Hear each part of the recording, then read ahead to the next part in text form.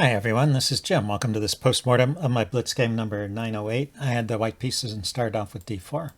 My opponent went d5, I went c4, the Queen's Gambit, and he played e6. The Queen's Gambit declined. Now I had decided I wanted to play the Catalan, so I continued with g3, although that's actually a little bit incorrect. So the main way of getting into the Catalan, at least, is knight f3 first, knight f6, and g3. And this is the very typical Catalan position, starting position with the pawn structure like this and the knight on f3. And the bishop is coming to g2, but it doesn't have to move there ahead of time. So, so the way I played was a little bit inaccurate, although looking at it with the chess engine, it doesn't seem to be anything terribly wrong with it. But I just wanted to point that out. It's not the main way of getting to the Catalan. It seems like we transpose into it. So after knight f6, I should still play knight f3 first. I played bishop g2. At least the main line is knight f3 first. And then he took here. So that makes this an open Catalan after I play knight f3. You can see we're back to a position with quite a few games of the database. This is a standard, the standard starting position for the open Catalan. Just by the way, if black chooses to not take, there are other choices. There's bishop e7, there's bishop b4 check. These are considered the closed Catalan, even if black takes later. It's kind of a funny nomenclature difference, but unless he takes right away, it's not considered the open Catalan. The open Catalan is taking on move 4 or so. And if you throw in some of these other moves first, then it's considered a closed Catalan, even if you take later. Okay, but he took, so it's an open Catalan after knight f3. And then there's a lot of moves here. a6, the most popular, preparing b5 and holding on to the pawn. There's also knight to c6. I wanted to take a look at some of these a little more offbeat lines like c5. They're still quite popular. Just wanted to check them out because I'm trying to learn this opening. Let's see. So knight to c6 and knight e5 can be played, or queen a4. So, seems interesting. I always wonder about knight e5 if it's a good idea to exchange, but it seems like that is okay. I looked at it, and in fact, after this trade, it seems like white still has an advantage. And after black plays knight to d5, white can play knight to a3 and round up that pawn. And then the other way of playing it is with c5. Bishop d7 is really the main way of playing it. Wrong bishop. Bishop to d7 is really the main way of playing it. Afterwards, knight f3. Knight a3 again is an idea here to round up that c pawn. So it seems like white does eventually get that pawn back in a lot of these lines. Let's see, another line here is bishop to b4 check. And then you normally block with the bishop. And a5, kind of a funny move, just supporting the bishop there. Queen c2, maybe taking a look at that c pawn, and then the exchange where you most often take back with the queen. So I guess the queen wants to be on the d file to help support the d pawn there, and you'll worry about this pawn later. Well, now that there's no dark squared bishop anymore, the knight once again can come to a3 and round that up. Okay, so that's how the Catalan might be played. I'm just doing that for my benefit, so I know how to play if I get to this. But anyway, my opponent went h6 here, and after that we're just out of the book. So I castled, and he goes knight c6, knight c3. Queen a4 was recommended there by the chess engine, but I'll show that to you in a minute. After a6, it seems like, even though it was a little bit of imprecise play on my part and also on black's, it seems like white still has a typical kind of opening advantage, despite that lost pawn. But the move here really is queen a4, and it's a nice little trick. b5, well, could be played, but you can just take that pawn with the knight, and it'll leave black with a wrecked pawn structure over here, taking advantage of the pin on the a file. So that's the way to play this for an advantage.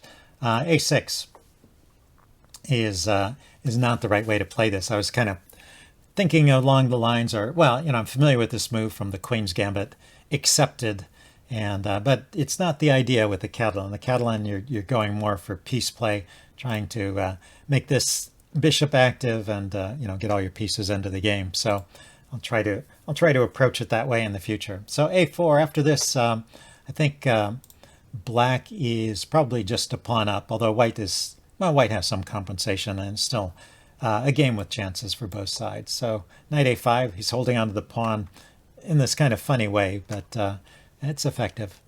Let's see, I go knight e5. He goes bishop d6. I went bishop f4. Wanted to be able to take back with the bishop here. He castled. And I played e4. I was thinking maybe of even pushing on with d5 at the right time, but he went ahead and traded here and brought his knight back. Oh no, he's the other knight. He brought this knight to chase my bishop back. And then played c6, which the chess engine did not really approve of. Although c6 has some points. It's it's defending the knight, and it's preparing b5. Let's see.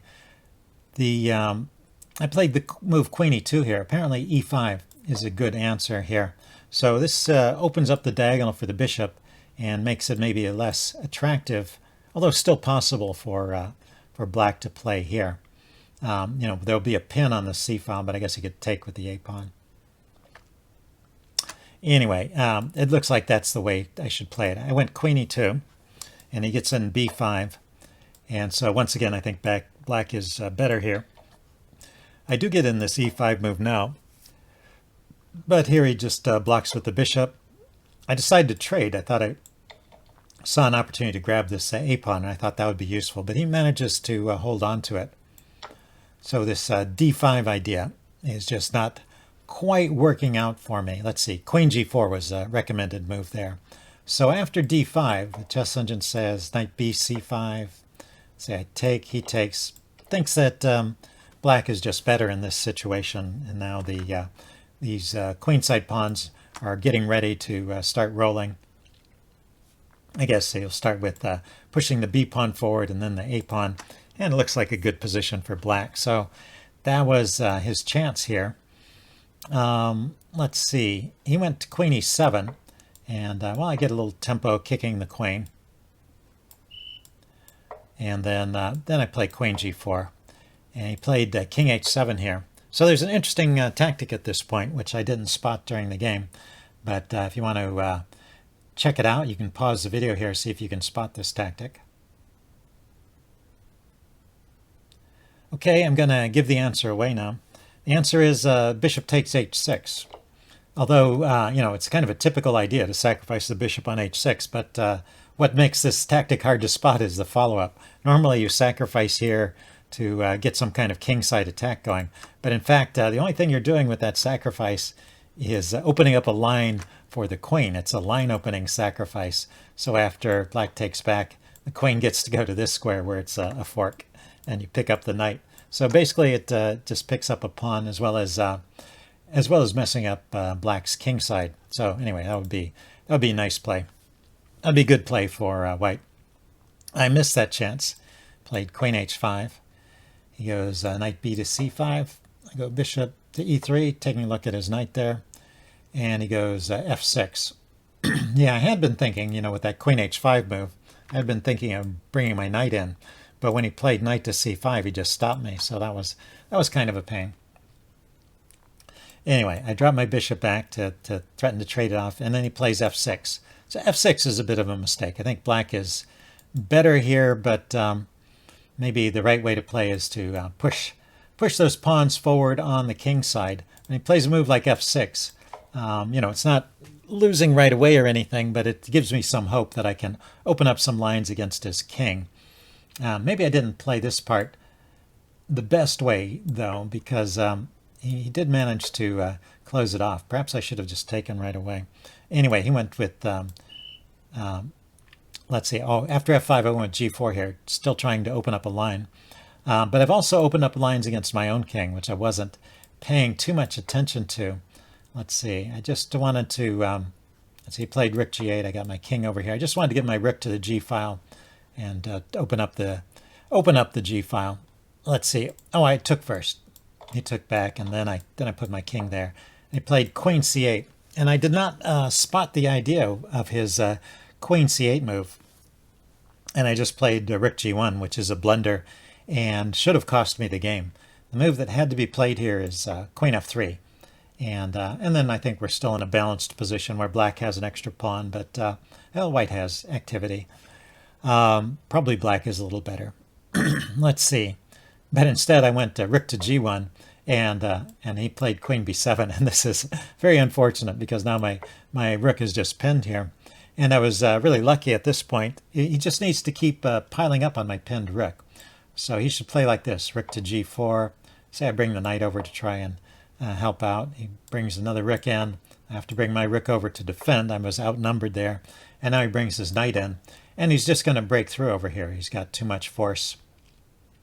And I can't hold off his pieces forever. My pieces are all tied up and have trouble moving too. So that's just a win for black there.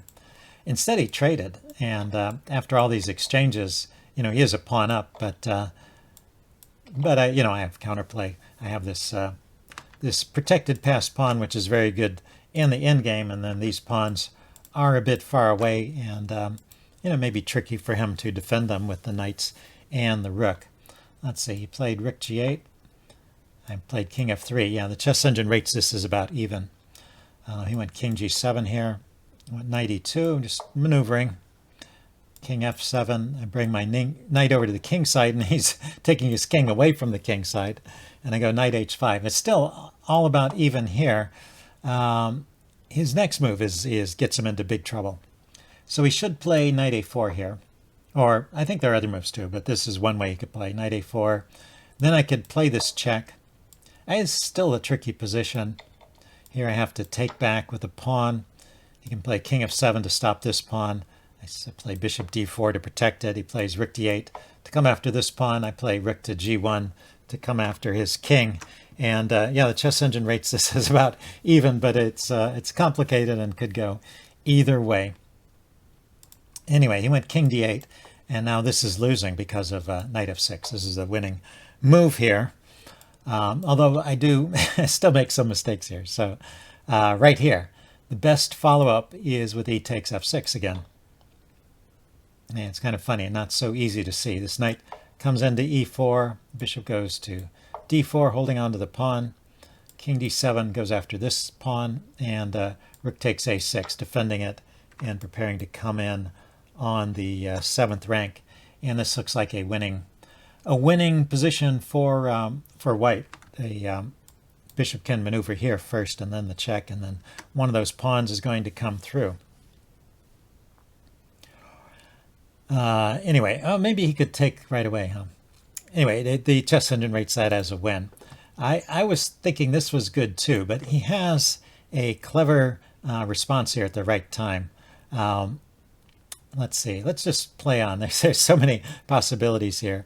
Instead of knight d5, he went knight e4. It seems like knight d5 was a better choice, maybe putting pressure on the c pawn.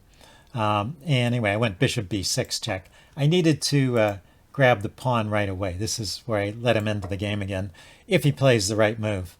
He needed to play king c8 here with this clever idea. So he holds on to his material this way. If I grab the pawn, he wins a piece back here. Pretty annoying.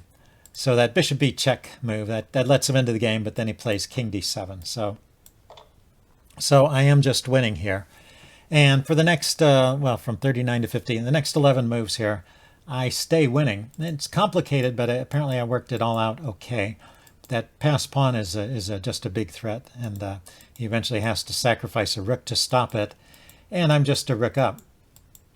But he gets his pawns rolling on the queen side here, and he has this knight in a very convenient position where it's ready to jump in here and fork my king and my rook. So with that in mind, maybe king e2 was not the best move.